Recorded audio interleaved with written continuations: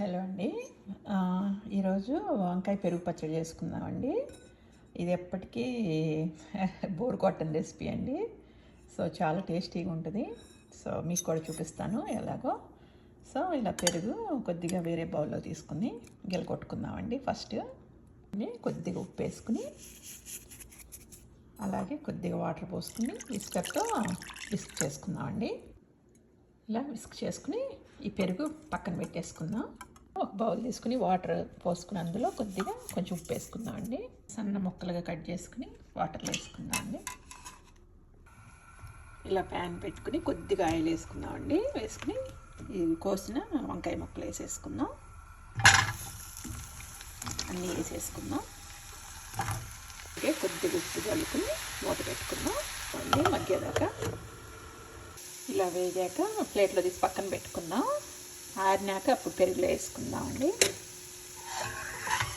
ఇదే సేమ్ ప్యాన్లోకి కొద్దిగా ఆయిల్ వేసానండి, 1 టేబుల్ స్పూను.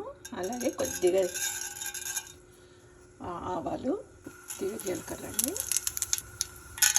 శనగపప్పు ఎక్కువ ఉంటే బాగుంటుందండి.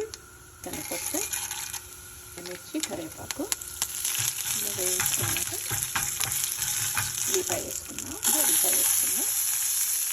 కొద్ది పచ్చిమిరపకాయ. పెరుగు పచ్చడికి మెయిన్ ఇంగ్రీడియంట్ పసుపు అండి. పసుపు ఎంత ఉంటే అంత బాగుంటుందండి. ఎక్కువ అవసరం లేదండి, ఒక 2 మినిట్స్ చేసుకుంటే సరిపోద్ది. తీసుకుంటే ఉల్లిపాయ పెద్ద వేగ అవసరం లేదు.